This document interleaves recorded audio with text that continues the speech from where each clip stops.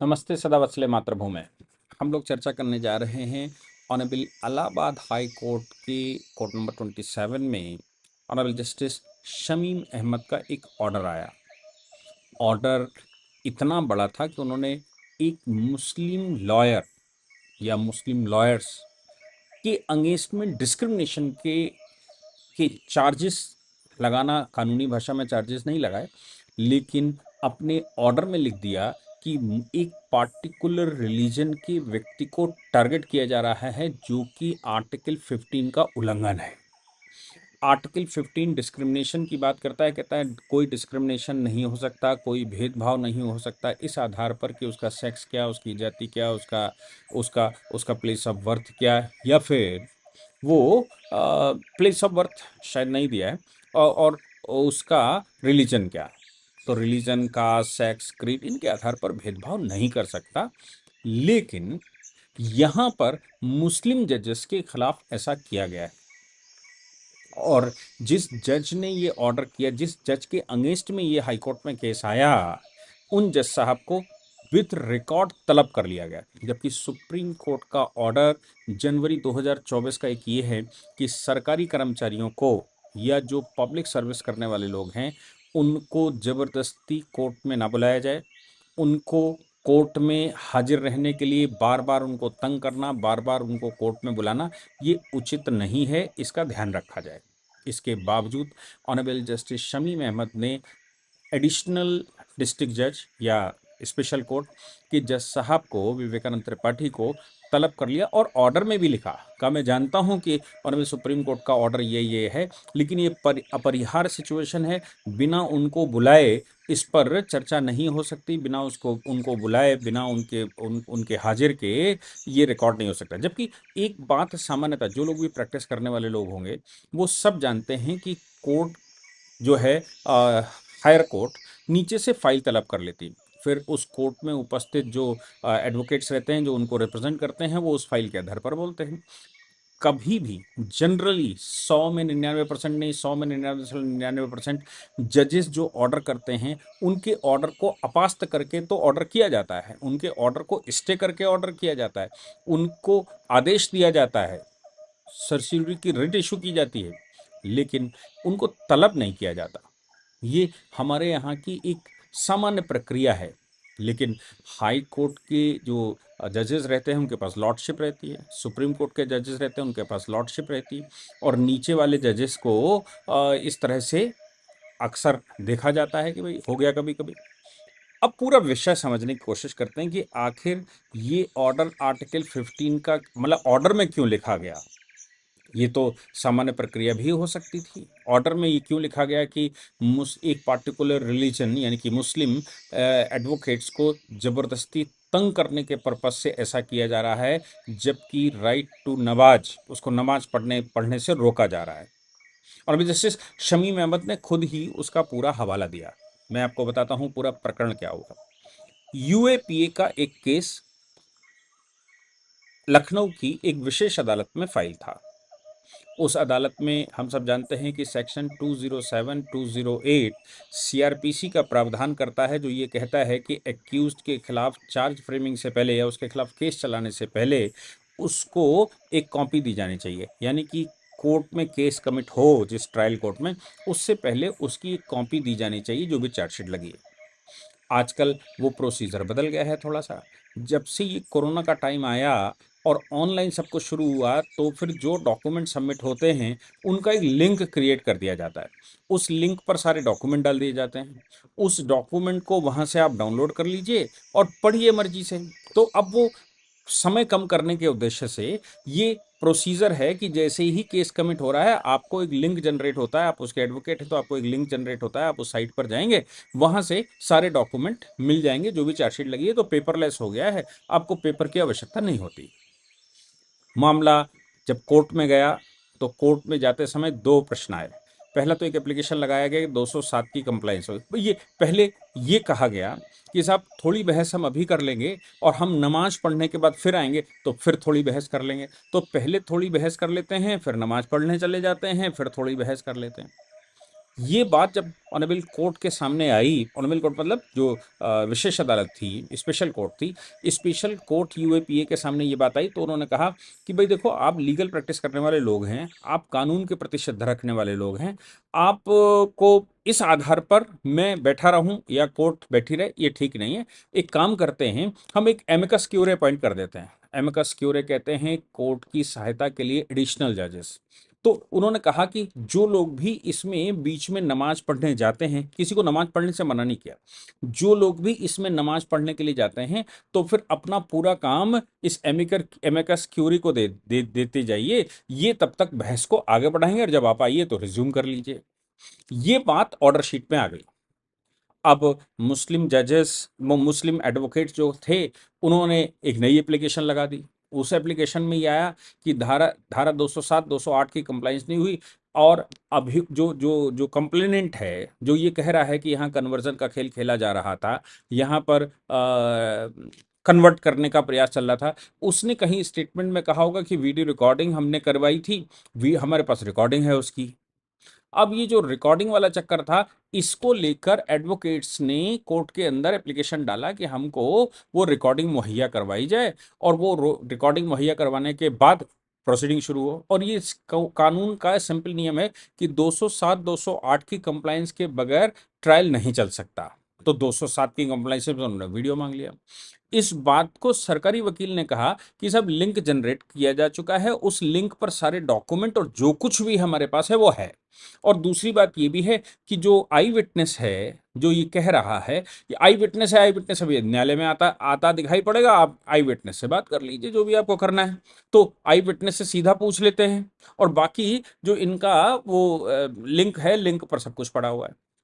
जब ये आदेश हो गया, और ये आदेश हो गया कि एमिकस क्यूरी अपॉइंट कर देते हैं, ये आदेश हो गया कि नमाज पढ़ने आप जाओ, आपकी इच्छा की बात है, कोर्ट की प्रोसीडिंग इस आधार पर नहीं रुकेगी कि बीच में नमाज, और ऐसा अगर लगातार चलता रहा, क्योंकि डे टू डे प्रोसीडिंग लिखी है, ऑर्डर में लिखा है कि डे टू डे की प्रोसीडिंग चल रही है, डे टू डे की प्रोसीडिंग में अगर बार बार नमाज पढ़ने के लिए जाया जाएगा, या फिर नमाज पढ़ने के लिए बीच में जाया जाएगा, तो ऐसी परिस्थिति में कोर्ट का अमूल्य समय खराब होता है। और कोर्ट चूंकि सेकुलर है, कोर्ट चूंकि कानून से चलता है, कोर्ट रिलीजन से नहीं चलता है, इसलिए न्यायालय को रोकना उचित नहीं होगा। तो एमिकस क्यूरी के माध्यम से करवा लिया जाएगा, आगे बढ़ जाएगा, और जब आप लौट कर आइए तो फिर से कर लीजिए। और नहीं तो ये बार बार कोर्ट का कीमती समय खराब करने की बात है, केस को डिले करने की बात है, केस को आगे बढ़ाने की बात है, जबकि केस जो है वो डे टू डे हियरिंग पर लगा हुआ है। और डे टू डे हियरिंग पर इसलिए लगा हुआ था कि ऑनरेबल हाई कोर्ट के 2 जजेस की बेंच ने इस पर एक एक्सपीडाइट का ऑर्डर कर दिया था। एक्सपीडाइट के ऑर्डर में 1 साल का समय दिया था, और ये कहा था कि 1 साल के अंदर इसका पूरा केस करके और करें। और वो मुझे लगता है कि ये जो जो यूएपीए का अभियुक्त है, ये अभियुक्त ही गया होगा कि साहब जल्दी करवा दीजिए। तो डबल बेंच हाई कोर्ट ने ऑर्डर कर दिया नीचे वाली कोर्ट को, और नीचे वाली कोर्ट ने उसको डे टू डे हियरिंग शुरू कर दी हाई कोर्ट के डायरेक्शन पर। अब इतना सब कुछ हो गया, तो इस ऑर्डर के खिलाफ, जो ये ऑर्डर ऑनरेबल कोर्ट ने किया, मतलब स्पेशल कोर्ट ने किया, इसके खिलाफ ऑनरेबल हाई कोर्ट चला गया अभियुक्त।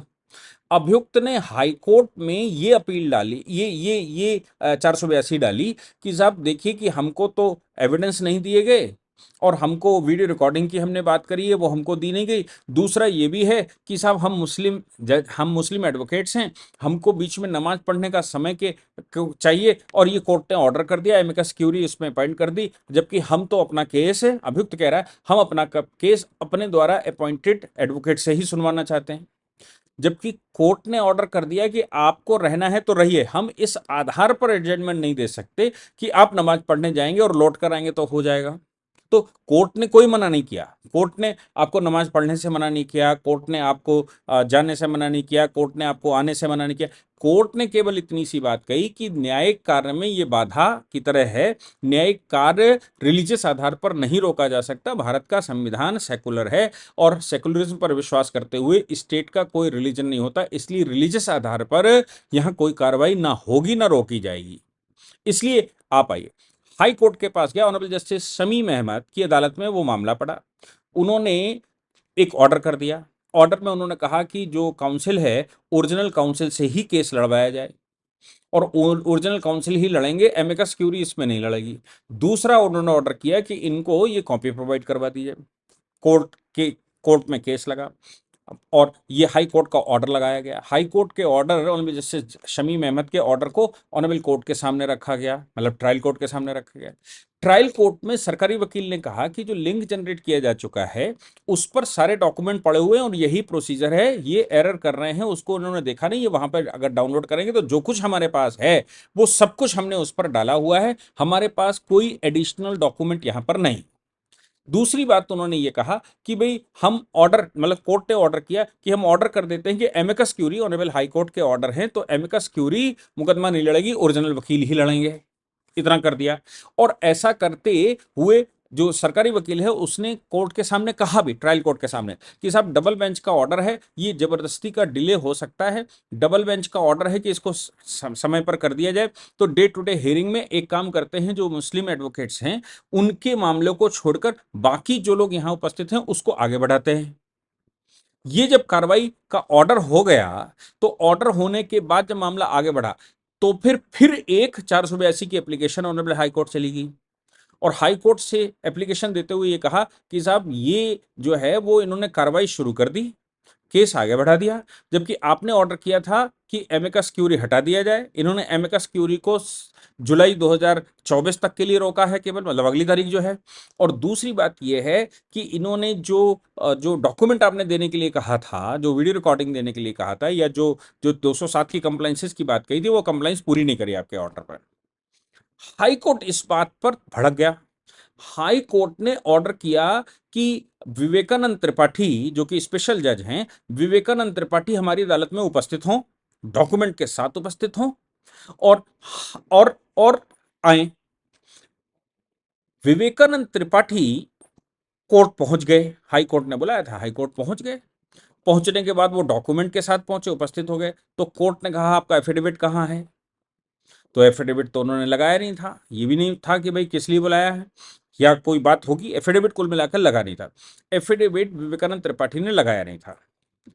हाई कोर्ट ने जब इनसे बात की कि भाई तुमने हाई कोर्ट का ऑर्डर का मतलब नहीं समझते क्या? हाई कोर्ट ने ऑर्डर दिया तो उसको क्यों मिसलीड करते हो? हाई कोर्ट ने जब ऑर्डर कर दिया कि आप इनकी ये कंप्लाइंस करेंगे फिर भी आपने नहीं करी, तो एक बहुत सामान्य तरीका कोर्ट्स के सामने रहता है कि आप उनसे अपोलोजाइज कर लीजिए, गलती अपनी है तो भी उनसे माफी मांग लीजिए, हम गलत हों तो वो गलत हों तो भी माफी मांग लीजिए, वो अगर उस पर सही प्रोसीडिंग उनको उनको एरर हो जाए तो भी माफी मांग लीजिए, तो अभी झंझट खत्म करो। ये हमने पतंजलि वाले मामले में भी देखा और देश के तमाम मामलों में एक प्रशांत भूषण ने कहने से मना कर दिया था कि हम अपॉलॉजी नहीं करेंगे। बाकी लोग जनरली, ये हमारे यहाँ की प्रैक्टिस और प्रोसीजर है कि भाई कोर्ट ने कोई बात कही है तो हम उनसे माफी मांग लेते हैं, फिर आगे माफी मांगने के बाद जब माफ हो जाएंगे तब हम फिर लीगल प्रोसीडिंग पर आएंगे।